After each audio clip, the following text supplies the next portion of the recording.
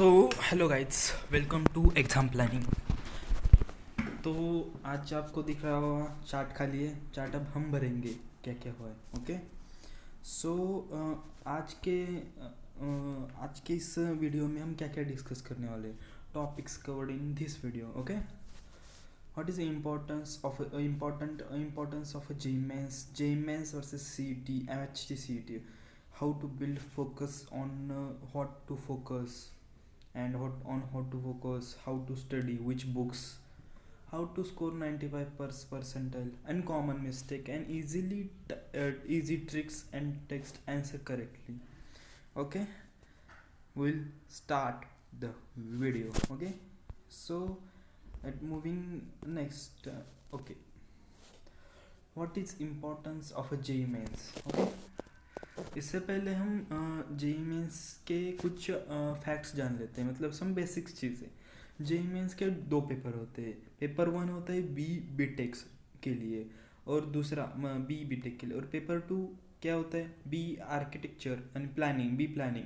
Paper 1 paper 2 ऐसे होते हैं। पेपर 1 ऑनलाइन होते हैं, हम पेपर 1 का डिस्कशन करेंगे आज सब। पेपर 1 ऑनलाइन होते हैं। पेपर 1 में फिजिक्स, केमिस्ट्री, मैथ्स, या मैथ्स, फिजिक्स, केमिस्ट्री, ऐसे तीन सब्जेक्ट होते हैं। ओके, तो इस तीन सब्जेक्ट में 20 क्वेश्चंस मतलब 25 ऐसे 25 ऐसे 75 क्वेश्चंस होते हैं, और हर एक क्वेश्चन के लिए 4 मार्क्स होते हैं। ओके, ऐसे तो 75 इंटू 4 कितने हुए, 300। ओके, सो आप यहाँ देख सकते हैं जिस 20 का जो कलर है नीला उसको, और एक रॉन्ग क्वेश्चन के लिए -1 है। 20 का जो कलर है उसके लिए -1 सेम कलर का है, मैंने लिखा है। तो इसका मतलब क्या है, इसका मतलब है जो 5 क्वेश्चन है सब सब्जेक्ट में वो इंटीजर टाइप होते हैं। तो ये -1 सिर्फ मल्टीपल चॉइस क्वेश्चंस के लिए है। Correct? Okay, will go MHT CET and JEE Mains versus MHT CET. Okay, JEE Mains होता है वो 300 मार्क्स का होता है। ओके, और MHT CET होता है वो 200 मार्क्स का होता है। ओके, और आपको बताना चाहूँगा मैं, MHT CET JEE Mains से आसान होता है, पर टाइम का खेल है। ओके, मैं आगे बताऊँगा।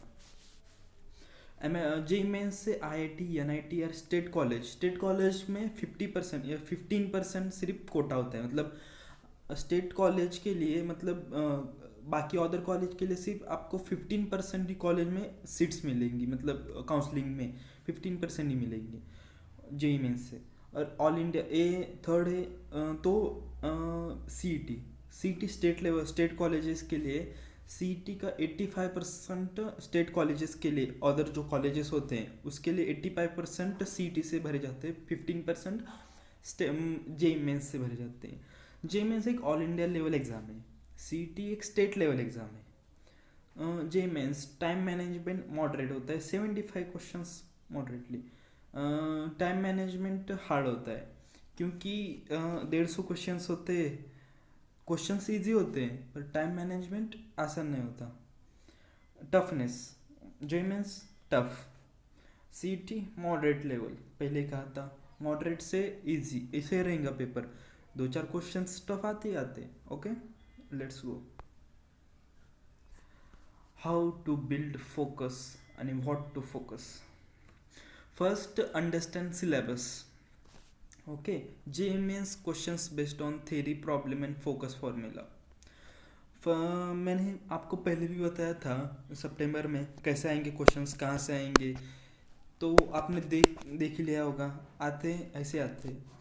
तो जो मैथ्स में फर्स्ट मैथ्स जो क्वेश्चंस होते हैं वो प्रॉब्लम, मतलब एक वैल्यू निकालने के लिए होते हैं, या समथिंग प्रॉब्लम सॉल्व करने के लिए 95 to 100% क्वेश्चंस आते हैं। वही मैथ्स के लिए, थ्योरी के लिए 0 to 5% ही चांसेस है कि आपको थ्योरी के ऊपर कुछ सवाल पूछेंगे। Okay, numerical value based 100% problem होगा, थ्योरी नहीं होगा क्योंकि पॉइंट में आंसर लिखना है। ओके, फिजिक्स, अब आते हैं हम फिजिक्स के लिए। ओके, फिजिक्स के लिए 75 to 80% प्रॉब्लम होंगे आपको, मतलब क्वेश्चंस के आंसर निकालने पड़ेंगे सॉल्व करके, और 20 से 25% थियोरेटिकल क्वेश्चंस होगा। व्हाट इज मतलब कीवर्ड्स या अदर या कंसेप्चुअल क्वेश्चंस, जिसे आप बोलते हैं फ्रिक्शन में आते हैं, एनएलएम या बाकी और चीज़ों में भी आते हैं, इलेक्ट्रोस्टैट्स, कंसेप्चुअल क्वेश्चन उससे हो गए। और जो न्यूमेरिकल हो गए उसके जो 5 न्यूमेरिकल्स आते हैं, वो न्यूमेरिकल 100% प्रॉब्लम ही प्रॉब्लम होंगे, उसमें थ्योरी नहीं पूछ सकते। केमिस्ट्री, अब केमिस्ट्री को देखो तो इनऑर्गेनिक केमिस्ट्री है, तो 60 to 70% प्रॉब्लम आते हैं, मतलब प्रॉब्लम सॉल्विंग, मतलब थेरोटिकल नहीं है। इसमें आप ऑर्गेनिक भी ले सकते हैं, वो एक प्रकार का प्रॉब्लम है, डायरेक्ट थेरोटिकल तो नहीं है ना। 60 कुछ कुछ क्वेश्चंस होते हैं, ये सब डाटा कलेक्ट करके मैंने बनाया। 60 to 70% होता है ना, वो प्रॉब्लम्स होते हैं, या यानी थेरी 30 to 40% उसकी थेरी होती है। ओके, जो न्यूमेरिकल बेस्ड क्वेश्चंस होते हैं वो 100% प्रॉब्लम ही होंगे आपके। प्रॉब्लम मतलब प्रॉब्लम ऐसे बात मत करो, प्रॉब्लम मतलब क्वेश्चंस का आंसर निकालना पड़ेगा। Okay, how to study and which books, problems more than theories, so study more formula and basics too. क्या होता है, कुछ आपने देखा होगा शायद से, प्रॉब्लम्स ज़्यादा है, ये देखो 90 to 100, 95 to 100, 75 to 80, 60 to 70। Okay, सो क्या लगता है मुझे, आप क्वेश्चन थ्योरेटिकल कंसेप्ट क्लियर रखो और प्रॉब्लम सॉल्व करने के लिए महत्व ज़्यादा दो, या उसको ज़्यादा अहमियत दो। To study more formula and basics too, कुछ कुछ बच्चों को काइनेमेटिक्स या ऐसे छोटे छोटे प्रॉब्लम होते हैं जिसके ऊपर डायरेक्ट तो क्वेश्चन नहीं आते, पर क्वेश्चन हर क्वेश्चन मतलब बहुत सारे क्वेश्चन में यूज़ होते हैं। वहाँ अगर आपको कुछ दिक्कत है तो क्वेश्चन सॉल्व नहीं होगा, तो बेसिक कुछ फार्मूला याद करो, ऐसा कहना है।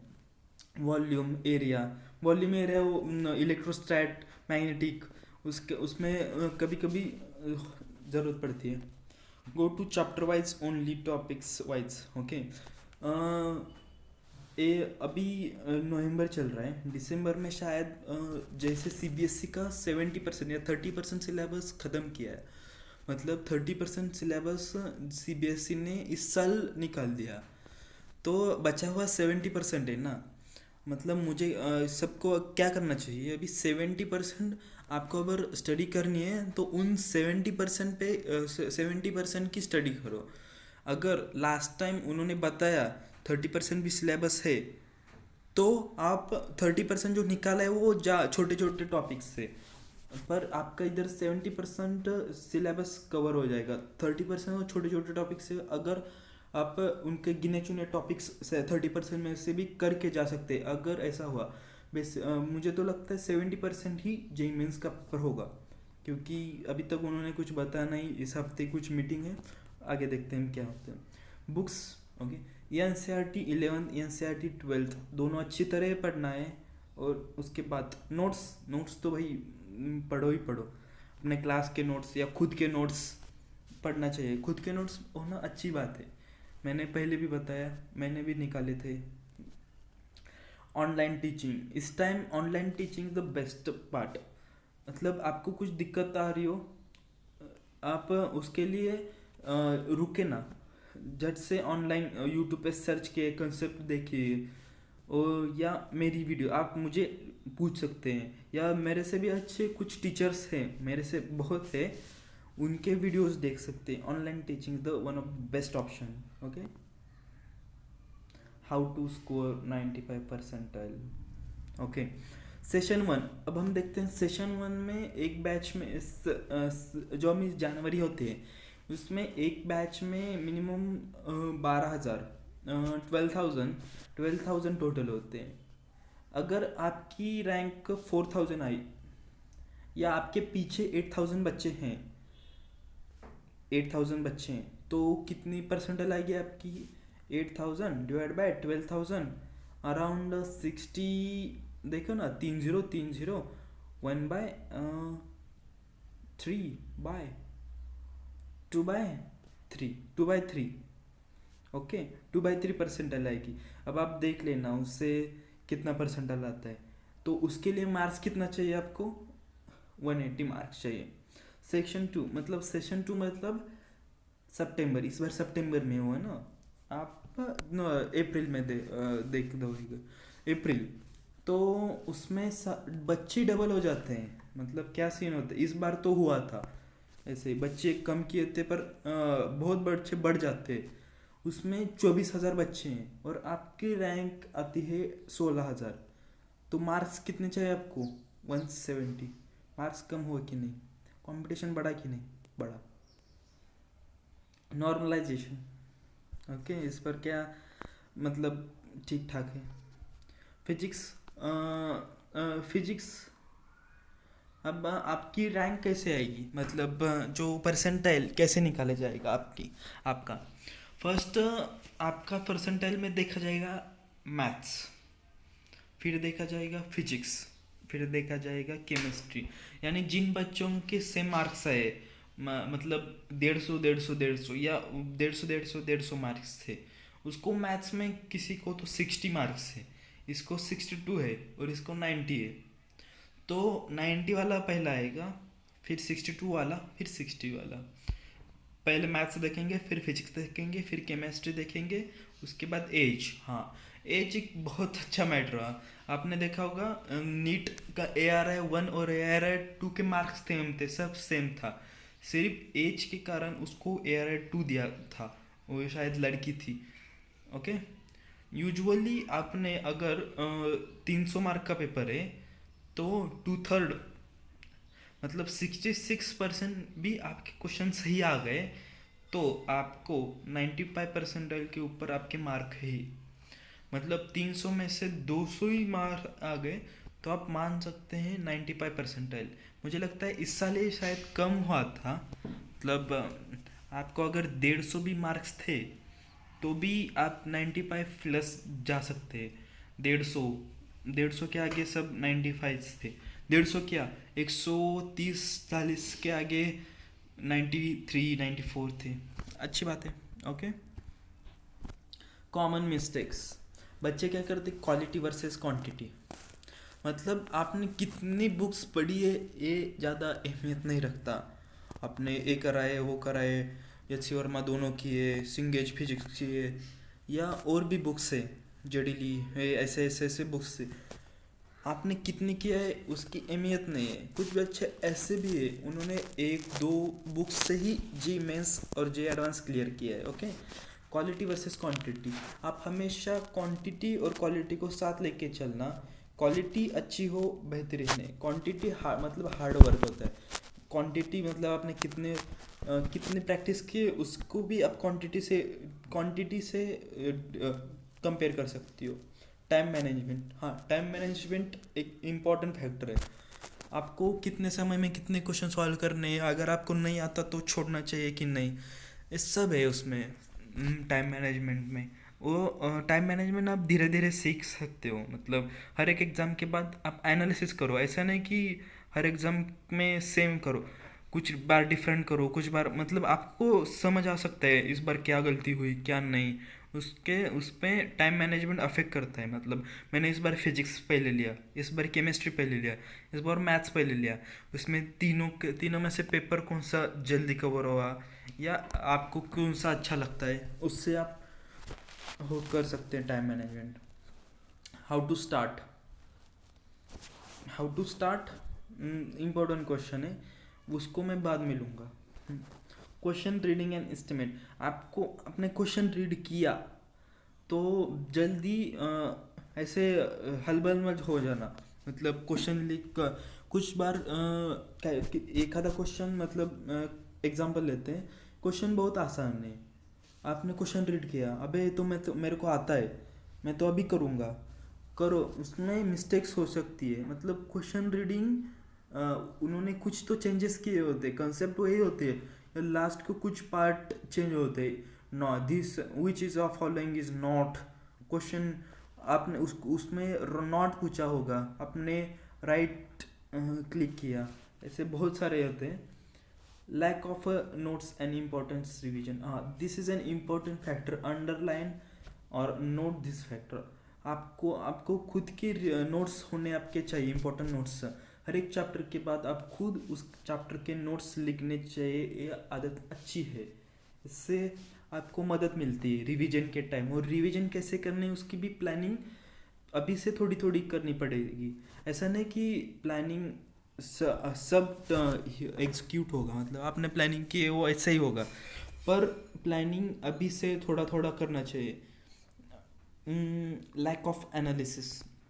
अगर एक आपका टेस्ट हुआ, उसमें क्या मिस्टेक्स हुई, ए उससे उसमें क्या मिस्टेक हुई ये देखना बहुत ज़रूरी है. किन बच्चों का अच्छा हुआ तो वो मिस्टेक्स के ऊपर ध्यान ही नहीं देते. समझो आपका 300 मार्क का पेपर था, उसमें आपको 150 से 200 आ गए या 220 आ गए समझ लो, तो स्टूडेंट्स उसमें ध्यान ही नहीं देते. मेरे 220 आए पर 240-50 भी आ सकते, किस वजह से मैंने नहीं किया. मतलब बहुत सारी मिस्टेक्स होती, उस मिस्टेक्स के ऊपर ध्यान देना चाहिए, ना कि मार्क्स के ऊपर. अगर किसी बच्चे के 40 या 50 भी आए तो उसको मार्क्स के ऊपर न ध्यान देना चाहिए, उसको मिस्टेक्स के ऊपर ध्यान देना चाहिए. Okay, numerical based. हाँ, एक इम्पॉर्टेंट फैक्टर है. 4.1235. आपने अगर एक आंसर निकाला, आंसर आपका करेक्ट आया, आपने सब करेक्ट किया. अगर आपको लिखते समय आपने उसका राउंड मतलब रैशनल राउंड मतलब राउंड फिगर नहीं किया, मतलब लास्ट वाला अगर 5 है, लास्ट वाला 5 से ज़्यादा है तो उसके आगे वाले टर्म बढ़ाना है. ये सब आपको जेई मेंस के वो जो शीट होते हैं ना, मतलब इंस्ट्रक्शन शीट, उसमें ऐसे ऐसे कुछ पॉइंट्स है क्या क्या करना है, उसके रूल्स दिए हुए हैं. Lack of hope. कुछ बच्चे इनको कम मार्क्स के बाद वो होप छोड़ देते हैं, अब नहीं होगा, मेरा जेई मेंस नहीं निकलेगा, मैं इसके लिए बना ही नहीं हूँ. ऐसा कुछ नहीं है, बस पेशेंस रखना चाहिए. ओके, जो आप करते हो करते रहो, मार्क्स के ऊपर ध्यान मत दो. जो भी आप कर सकते हो जस्ट डू इट. एक्स्ट्रा मतलब ऐसा नहीं कि मैं आपको ये कर रहा हूँ, सब आपको 200 या 220 के ही ज़्यादा अच्छे मार्क्स चाहिए. आप जो कर रहे हो उससे बेहतरीन भी किया ना तो आप सक्सेसफुल हो. Okay, easy tricks to get your answer. First of all, in my direction or my view point of view, dimensional analysis इस द डायमेंशनल एनालिसिस फिजिक्स में बहुत काम आता है. अभी तो उन्होंने वैसे क्वेश्चन पूछना ही बंद किया है, मतलब डायमेंशनल एनालिसिस से बच्चे सॉल्व करते हैं. बट कई बार आ गया गलती से, या आपको लगता है इसका मल्टीप्लाई या कुछ फैक्टर लेके मैं कर सकता हूँ डायमेंशनल एनालिसिस, तो डायमेंशनल एनालिसिस करना चाहिए. फॉर्मूला और सम क्वांटिटी समटाइम्स. अभी तो चांस बहुत कम हो गया, पर अगर वहाँ है तो ऐसे कुछ क्वेश्चंस है तो आपको फर्स्ट ऑफ ऑल डायमेंशंस उसके देखने चाहिए. ओके, सब्स्टिट्यूट आंसर तो मैथ्स में बहुत यूज़ होता है. मैथ्स में आप देख सकते हो कोई एक ग्राफ है, उसके वैल्यूज़ या इंटरसेक्शन पॉइंट या कुछ क्वाड्रेटिक इक्वेशंस के सॉल्यूशंस, वहाँ आप सब्स्टिट्यूट वैल्यू भी कर सकते हो. ओके, इलिमिनेट रॉन्ग आंसर, ये भी अच्छा एक फैक्टर है. इलिमिनेट रॉन्ग आंसर आपके कॉमन नॉलेज या एजुकेशनल नॉलेज है, जेईई मेंस के सिलेबस के नॉलेज के ऊपर आपको ऑप्शन इलिमिनेट करना होता है. आपने एक या दो ऑप्शन भी इलिमिनेट किए, 2 इज़ बेटर. 2 ऑप्शन इलिमिनेट किए तो आपकी 50% चांसेस बढ़ जाते. 50% चांस है कि आपका वो क्वेश्चंस सही आ सकता है. रीडिंग एंड रिमेंबरिंग स्किल, ये भी अच्छा है. कुछ फार्मूलाज होते हैं जिसको आप रिमेंबर करना चाहिए, जैसे हाँ, इंटरफेरेंस डी वैल्यूज़. जैसे डी वैल्यूज़ होते हैं जो इंटरफेरेंस होते हैं लाइट वेव्स में, उसमें डी, छोटा डी कौन सा है, बड़ा डी कौन सा है, उसके वैल्यूज़ में भी कुछ बार मिस्टेक्स हो सकते हैं. उससे कुछ आंसर्स रॉन्ग आ सकते हैं, या फार्मूला छोटे छोटे. Okay, lecture video. Thank you for watching this video.